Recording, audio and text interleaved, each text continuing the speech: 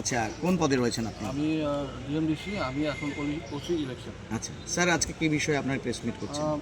বিষয়টা হচ্ছে কি, মানে আমাদের ইসলামপুর সাব ডিভিশনের ভোটার্স সকলকে উদ্দেশ্যের জন্য একটা বলা কি, আমাদের যেহেতু এসআইআর চলছে, এনুমারেশন ফর্ম মানে বাড়ি বাড়িতে গিয়ে মানে দেওয়া হচ্ছে, ওইটা ফর্ম ফিল আপ করে মানে দিতে লাগবে আর কি। তো আমাদের একটাই অনুরোধ সবাইকে, ভোটারদেরকে, মানে আপনাদের যত তাড়াতাড়ি হয় এই এসআইআরের এনুমারেশন ফর্মটা মানে আপনারা পূরণ করে বিএলওদের কাছে দিয়ে দেন। কেন কি, বিএলও মানে ওটা পাওয়ার পরে কি হচ্ছে, ওনারা মানে ডিজিটাইজ করবে আর কি। তো এই ডিজিটাইজ করার তারিখটা মানে শেষ তারিখটা হচ্ছে আপনার 4 ডিসেম্বর 2025। তো আমরা মানে যত দেরি করবো ততই মানে আমাদের স্লো হচ্ছে প্রসেসটা। আর আরেকটা অনুরোধ, মানে আমাদের বিএলও যারা মানে বাড়ি বাড়ি গিয়ে মানে কাজ করছে, ওনাদেরকে মানে একটু সহযোগিতা করার জন্য অনুরোধ। ওনাদেরকে মানে বেশি প্রেশারে দিয়ে দিলে মানে ওনারা কাজ মানে খুব তাড়াতাড়ি করে আসতে পারবেন না। তো আবার সকল ভোটারদেরকে মানে অনুরোধ, আপনারা মানে খুব শিগগিরই এনুমারেশন ফর্মটা পূরণ করে বিএলও রেসপেক্টিভ বিএলওদেরকে হাতে মানে জমা দিন। বলছে কি ধরনের সমস্যা আর কি ধরনের প্রেশার হচ্ছে বিএলওদের উপরে? না, প্রেশার বলতে গেলে মানে হয়তো মানে কেউ এসে মানে আমার এই ফর্মটা ভরে দেন, ওই ফর্মটা মানে যদি ওরকম হয়ে থাকে মানে ফর্ম ফিল আপ করার জন্য, তো ওইখানে তো আমাদের বিএলএও আছে আর কি, ওনারাও অ্যাসিস্ট করবে আর কি। হ্যাঁ, তো এই সমস্যাই আর কি, মানে ওনাদেরকে কাজটা যেন মানে ডিলে না হয়। বলছি ইসিআই এর ওয়েবসাইটে কিন্তু অনলাইনে ফর্ম ফিল আপেরও একটা অপশন নতুন করে দিয়েছে। হ্যাঁ, তো সেক্ষেত্রে কি অনলাইনে ফর্ম ফিল আপ করলে কি আর অফলাইনে জমা দিতে হচ্ছে না, নাকি অনলাইনে করলেই হবে? অনলাইন থেকে মানে বিএলওরা মানে ট্র্যাক করতে পারবে ওটা দেখে দিবে। মানে তাহলে কি মানে হার্ড কপি জমা দিতে হবে না? হার্ড কপি জমা দিতে হবে। স্যার, যেটা জিজ্ঞেস করছিলাম, enumeration form, concern two enumeration form 3টে কলাম আছে। একটা কম্পালসারি পার্ট আছে প্রি প্রিন্টেড ফর্মে, সেটা সবাইকে ফিল আপ করতে হবে। বিভিন্ন সোশ্যাল মিডিয়ায় বিভিন্ন রকম মন্তব্য আসছে, লোকে বিভ্রান্ত হচ্ছে, সেই পার্টটাকে কোন ভাষায় ফিল আপ করতে হবে? না, মানে ভাষায় বলতে গেলে মানে দেখেন কেন কি, মানে ইংলিশে যদি ধরি আর কি, তাহলে মানে সুবিধা। কেন কি, মানে আমাদের যে নম্বরগুলো আছে, ফিগারটা, যেমন মানে বাংলার মানে 4 হচ্ছে, মানে ইংলিশে 8 হয়ে যাচ্ছে, এই কনফিউশনটা রয়ে যাচ্ছে। তো আমরা মানে ইংলিশে যদি করি তাহলে ফিগারটা মানে এক্স্যাক্ট হবে, কেন কি 4 8 মানে সমস্যা হবে। তো এটাই মানে ইংলিশে ভরলে মানে সুবিধা। হ্যাঁ, আমাদের পক্ষেও সুবিধা, প্লাস ইলেক্টরের নম্বরটা মানে সঠিক চলে আসবে। হ্যাঁ, আর আপনি যেটা বললেন আর কি, আমাদের 3টে কলাম আছে এখানে, মানে যাদের মানে ফর্ম এনুমারেশন ফর্ম যেটা মানে বের হয়ে আসে, মানে জেনারেট হয়ে আসে, তার মানে এটা হচ্ছে মানে 2025-এ ওনার নাম আছে। এবার দেখতে হবে মানে উনি যেহেতু মানে এখান এসআইআরটা মানে আমাদের কাট অফ ডেটটা নিয়েছে মানে 1/1/2002। তো 2002 ইলেক্টর ভোট মানে রোলে মানে ওই ব্যক্তির মানে ইলেক্টরের নাম আছে কি নেই। আচ্ছা, থাকলে মানে উনি বা পাশে মানে ফার্স্ট কলাম যেটা আছে, ডেট অফ বার্থ, যে কলমগুলো আছে ওইটা কম্পালসারি, ওইটা ভরতে লাগবে। ঠিক আছে, তারপরে দুটো কলম আছে, রাইট সাইড লেফট সাইড। ঠিক আছে, যদি মানে ইলেক্টর নিজে মানে 2002-এর মানে ডেটটা থাকতো, হ্যাঁ, তাহলে মানে কি হবে, ওনাকে মানে লেফট সাইডটা মানে কলমটা মানে ভরতে হবে। আর যদি উনি ওনার নামটা ছিল না, উনি মানে তখন মানে বয়স হয়নি বা যা কিছু হোক, ওনার নামটা নেই কিন্তু 2025 আছে, তখন উনি রাইট হ্যান্ডে মানে কলমটা ভরবে। আচ্ছা, যেটা জিজ্ঞেস করবো, যে অনেকেই বলছেন যে রাইট হ্যান্ড কলাম যেটা আছে, মানে 2002 সালের এক্সিস্টিং ভোটার অ্যাজ অন 1/1/2002, তারা হচ্ছে রাইট সাইডের কলামটা ভরবে। সেটা হচ্ছে যে ভাষাতে ভোটার লিস্ট আছে সেই ভাষাতে বাংলাতেই ভরতে হবে। না না, 2002 যদি হয়ে থাকে তাহলে লেফট সাইডেরটা, হ্যাঁ ওটাই বলছি, সেই লেফট সাইডেরটা কি বাংলাতেই ভরতে হবে, কারণ ভোটার লিস্ট বাংলায় ছিল সেই সময়। না, ওটাই বুঝলাম আমি। না, এটা মানে কোনো নেই, কম্পালসারি নেই, কিন্তু মানে একটা জাস্ট অনুরোধ আর কি, মানে যদি ইংলিশে হলে খুবই ভালো। আর যদিও বাংলাও মানে নাম টাম ভরে থাকে, অ্যাটলিস্ট মানে নম্বরটা মানে ইংলিশ যেন থাকে। একদম, মানে এই 4 আর 8 মানে খুব কনফিউশন। একদম একদম। বলছি 2002-এর মনে করেন যে ভোটার লিস্টে যার নাম রয়েছে, এখন 2025-এ অনেকেই তো অনেক সময় ভুল হয়ে যায়, তারপরে তারা চেঞ্জ করে। তো 2002-এর ভোটার লিস্টে মনে করেন যে নামটা একটু ভুল ছিল বা নামটা চেঞ্জ ছিল, তো সেই ক্ষেত্রে ভরার ক্ষেত্রে কি সেই ভুলটাই ভরবে নাকি ঠিকটা ভরবে? আগে মানে যেটা ছিল 2002 এর যে লিস্টে আছে ওইটা ভরবে, পরে মানে আমরা কারেকশন জন্য মানে প্রসেস আছে। ঠিক, হ্যাঁ, চলে আসছে এবার রাইট হ্যান্ড কলামের যেটা বিষয়, যে 2002 সালে যদি এক্সিস্টিং ভোটার না হয়, তাহলে সেই কলামে হচ্ছে তার আত্মীয় বা রিলেটিভ, বাবা, ঠাকুরদা, মা এবং নানা নানির নাম লিখতে হবে। স্যার সেখানে একটা প্রবলেম আসছে যে এর আগে বিভিন্ন ট্রেনিংগুলো হয়েছে, লেটেস্ট আপডেট এখন এসছে, তো বিএলওদেরকে বলা হয়েছিল বিভিন্ন এন্ড থেকে যে সেখানে ঠাকুরদার রিলেশনটা প্রুভ করতে হবে। এটাকে একটু যদি ক্ল্যারিফাই করেন। মনে করুন আমি ভোটার 2002 সালের, আমার 2002 সালের ভোটার, আমি হচ্ছে লেফট হ্যান্ডটা করলাম, কিন্তু আমি 2002 সালে ভোটার ছিলাম না, আমার বাবা বা মায়ের নাম ছিল, তাহলে সেক্ষেত্রে আত্মীয়ের যে নামটা লিখতে হচ্ছে। ওইখানে আমার প্রুফ করার মানে এত বলা হয়নি আর কি। এমনি মানে আপনি মানে যখনই আপনার নামটা মানে নেই, হ্যাঁ একদম। তাহলে রাইট হ্যান্ড সাইডে মানে আপনার মানে বাবা তো যেহেতু ছিল, বাবা অথবা মা, তো ওই বাবার বা মা ভরবে। আচ্ছা, ভরার পরে বাবার মানে বাবা কে ছিল ওইটুকু লিখবে আর কি। বাবার বাবা কে ছিল বা তার আত্মীয় কে ছিল। আচ্ছা স্যার একটা বিষয় বলছি, এপিক নাম্বারগুলো চেঞ্জ হয়েছে, কারণ অনেকে ট্রান্সফার হয়ে এসেছে বা নতুন এপিক অনেক সময় ইস্যু হয়ে গেছে মিউটিলেটেড হয়ে যাওয়ার কারণে।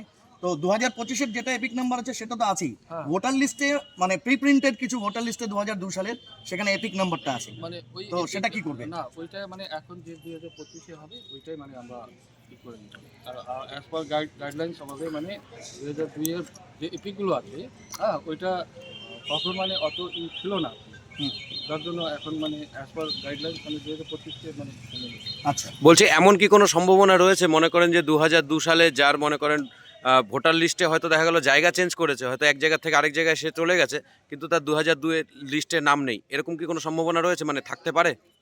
না ওরকম না, মানে হইতে মানে হয়তো ওই সময়কার বিএলও তাকে খুঁজে পায়নি। না ইসলামপুরে না থাকতে পারে।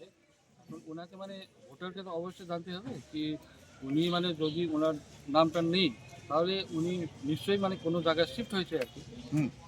আচ্ছা একদম শেষ প্রশ্ন যেটা করব, যে আমরা দেখছি যে অনেক পরিযায়ী শ্রমিক আমাদের ইসলামপুর সাব ডিভিশনে আছে, মাইগ্রেন্ট লেবার্স, তো তারা হয়তো কাজের সূত্রে বাইরে আছে, কিন্তু তাদের ভোটার তালিকাতে নাম তুলতে হবে বা 2025 ভোটার তালিকা আছে, তাদের যারা হচ্ছে আপনার রিলেটিভস আছে তাদের নামও আছে, তো তাদের ক্ষেত্রে পরিবারের কারা সই করবে? না এখানে মানে আমরা মানে পরিষ্কার মানে ট্রেনিংয়ে বলা হয়েছে যারা মানে মাইগ্রেন্ট লেবার আছে ওনারা যেখানেই থাকুক না কোনো অসুবিধা নেই, ওখানে বাবা বা মা বা দাদা বা যে কেউ হোক, ওনারা মানে যে মানে বাইরে আছে ওনাদের ফর্মটা ভরে বাবা বা মা সই করলেও হবে, অসুবিধা নেই। আচ্ছা, বা গার্জিয়ান দাদা এরা কেউ সই করতে হ্যাঁ হবে? যে ঠিক। করলেই হবে। ঠিক ঠিক, থ্যাংক ইউ স্যার। আজকে কি পলিটিক্যাল পার্টিদের সঙ্গে আপনাদের মিটিং আছে, ফাইনাল মিটিং আজকে বা ট্রেনিং আছে? আজকে মানে এখানে মানে হ্যাঁ মানে আমাদের এসি ওয়াইজ করছে, তো মানে 29 এসিটা মানে ইসলামপুর এসিটা মানে আজকে হচ্ছে, ঠিক আছে, যেমন মানে 30, 31, 28 মানে ইনারা মানে respective AC. Thank you sir, thank you দাঁড়িয়ে এসআইআর আবহে দাঁড়িয়ে এই মুহূর্তে যেটা আমাদের ওসি ইলেকশন সাহেব বললেন সেটা আমাদের এসডিও ম্যাডামেরই বক্তব্য, ওনার মাধ্যমে আমরা জানালাম আপনাদেরকে যে পরিষ্কারভাবে দুটো বিষয় আমাদের নজরে এসছে। এক হচ্ছে যে বিএলওদেরকেই মানে মানুষ এক্সপেক্ট করছে বিএলও এসে ওনার বাড়ির সব ফর্ম ফিল আপ করে দেবে, বিএলও নিয়ে যাবে, কিন্তু এটা সম্ভব নয়, কারণ এটা মানে সিম্পল প্র্যাকটিক্যাল ব্যাপার যে যদি আমি একটা ফর্ম ফিল আপ করি বা দুটো ফর্ম ফিল আপ করি, আমার যতটা এফিসিয়েন্সি থাকবে, আমি যদি 1200 বা 1500 ফর্ম আমাকে ফিল আপ করতে হয়, কিছু ভুল হয়ে যাওয়ার সম্ভাবনা আছে। ভুল হয়ে গেলে কিন্তু সেটা সমস্যা আপনারই সৃষ্টি হবে, যার ফলে আপনাকে ভুগতে হয় পরে।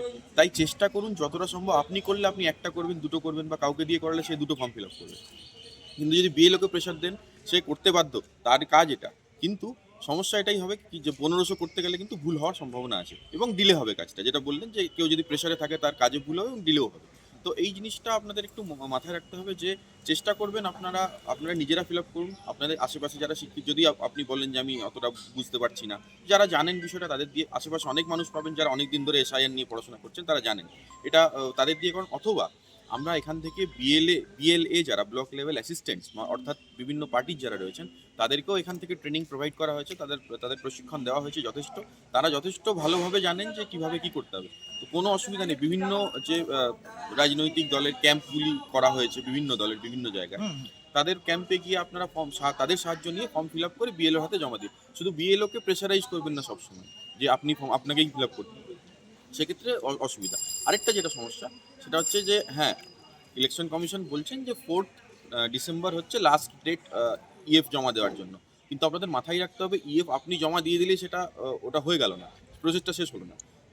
ইএফ আপনার হাত থেকে পাওয়ার পর বিএলও যেটা করবেন সেটা ডিজিটাইজ করবে, সমস্ত ডেটা তাকে তুলতে হবে অনলাইনে, তো সেই প্রসেসটা কিন্তু যথেষ্ট টাইম টেকিং, সময় সাপেক্ষ একটা প্রসেস, একটা কাজ।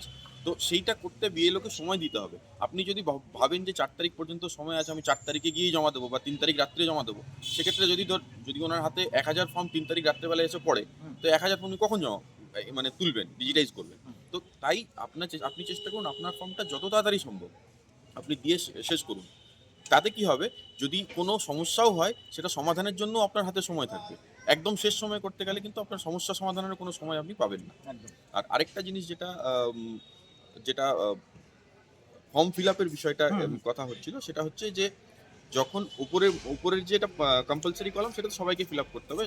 উপরের পুরো ডিটেলসটা দেবো আমরা হচ্ছে 2025 সালে এখনকার। একদম। ইভেন বাবার এপিক নাম্বার, মায়ের এপিক নাম্বার, এটা কিন্তু একদম রিসেন্ট দেবো, মানে আজকের ডেটে। একদম একদম। ঠিক আছে, কিন্তু নিচের যখন ডান দিক বা বাঁ দিক, যেটাই আমরা যার যে ক্ষেত্রে যেটা প্রযোজ্য ওটা ফিল আপ করবো, সেটা কিন্তু 2002 সালের ডিটেলস ফিল আপ করবো আমি। আচ্ছা।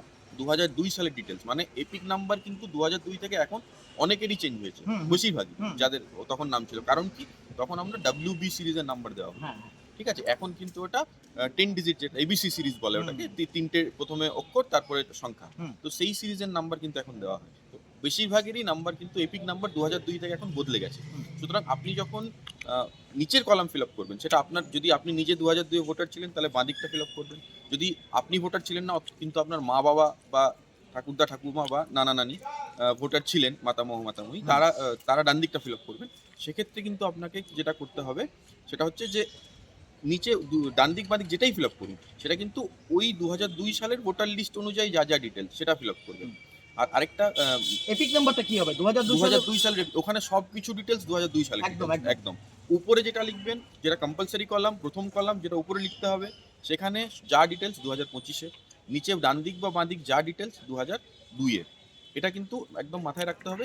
আর এবং যেটা মানে ইসিআই এর গাইডলাইন পরিষ্কার একটা আছে, সেটা হচ্ছে একদম ভালো করে বুঝে নিন, মানে কনফিউজ না ইয়ে হবে না, একদম সিম্পল করে বলে দিচ্ছি। সেটা হচ্ছে মেন যেটা ইম্পর্টেন্ট জায়গা তিনটে, একটা হচ্ছে ওপর পার্টটা ছেড়ে দিলাম আমি, নিচের যেটা দেখা হবে মেইনলি, সেটা হচ্ছে এক হচ্ছে আপনার নাম, দুই হচ্ছে যদি আপনি বাবার নাম লেখেন তাহলে বাবার নাম লিখলেন।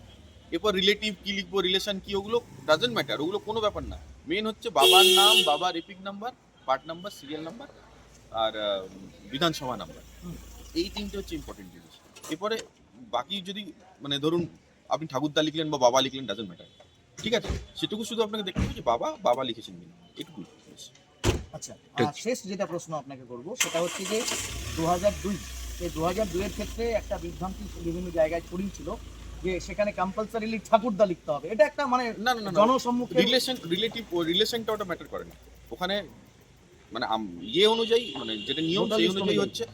যেটা নিয়ম সেটা অনুযায়ী হচ্ছে যে 2002 সালে ভোটার লিস্টে যদি আপনি বাবার ভোটার লিস্ট দেখেন, ওখানে বাবার নাম, সেক্ষেত্রে ওনার বাবার বাবা মানে আমার ঠাকুরদা হচ্ছে, আপনি ওখানে ঠাকুরদা লিখুন, বা আপনি বাবার ওখানে যেহেতু বাবা লেখা রয়েছে বাবাও লিখুন, ওগুলো কেউ দেখছে না। উনি যখন ডিজিটাইজ করবেন, ডিজিটাইজেশনের সময় ওনাকে দিতে হবে হচ্ছে ওই বাবার নামটা, তার এপিক নাম্বার, তার বিধানসভা নাম্বার, সেটা সারা ভারতবর্ষের মধ্যে যে কোনো বিধানসভা হতে পারে, নট নেসেসারিলি এখন যেখানে আছেন বা যা আছেন সেটা হতে হবে, সারা ভারত, ওরা পশ্চিমবঙ্গের হতে হবে, কোনো ব্যাপার না। সেই সময় যদি আপনি বম্বেতে থাকতেন বা ব্যাঙ্গালোরে থাকতেন, মানে আপনার বাবার সেখানে ভোটার লিস্টের নাম ছিল, সেটাই দেবেন, কোনো ব্যাপার না। যে কোনো বিধানসভা নেম, বিধানসভা নাম্বারের name, part number, serial number, এইটুকু মিলে গেলেই আর কোনো সমস্যা নেই। আরেকটা বিভ্রান্তি সোশ্যাল মিডিয়া মারফত বলুন বা লোকমুখে ছড়িয়েছে যে যদি কারো বাবা মা 2002 সালে বেঁচে ছিলেন, তাদের বাবার নাম, ঠিকানা সমস্ত কিছু আছে, এপিক নাম্বার আছে, তারা যদি গত 23 বছর সময়কাল 25-এ আবার এসআইআর হচ্ছে, তো তারা গত হলে তাদের এপিক নাম্বার দিতে হবে না? না এপিক না, হ্যাঁ, যিনি মারা গেছেন তার ওই ওপরে যে কম্পালসারি কলাম, ঠিক আছে, ওপরে কম্পালসারি কলামে দেখবেন কয়েকটা যে জায়গায় লেখা আছে অপশনাল, ঠিক আছে, কোথায় কোথায় অপশনাল লেখা আছে, বাবার এপিক নাম্বার, মায়ের এপিক নাম্বার এবং আধার নাম্বার, তিনটে জায়গায় অপশনাল লেখা আছে। অপশনাল মানে না ফিল আপ করলে হবে, এবং অবভিয়াসলি যিনি বেঁচে নেই তার এপিক নাম্বার থাকবে না। যে ধরুন 2002 সালে ভোটার লিস্টে নাম ছিল, 2005-এ মারা গেছে, তো অনেকদিন আগে তার ভোটার লিস্ট থেকে নাম কেটে গেছে, তার এপিক নাম্বার, এপিক কার্ড নেই, তার এপিক নাম্বারও নেই, তো ওখানে লিখবেন নট অ্যাপ্লিকেবল, এনে লিখবেন, কোনো অসুবিধা নেই। একদম 2025-এ বাবার কি এপিক নাম্বার ডাজন্ট ম্যাটার, আপনার 2002-এ কি ছিল সেটা ম্যাটার করবে। ফর্মের ফিলআপের ক্ষেত্রে লেট বা প্রয়াত হয়েছেন, স্বর্গীয়, এটাকে লেখা যাবে? হ্যাঁ ওটাই লিখতে হবে। মানে এপিক নাম্বার যখন আমি এনে লিখছি, তাহলে আমি উপরে লিখে দেওয়া ভালো যে আমার কি জন্য এনে কারণ লেট। মারা গেছে। অনেক ধন্যবাদ, অনেক ধন্যবাদ।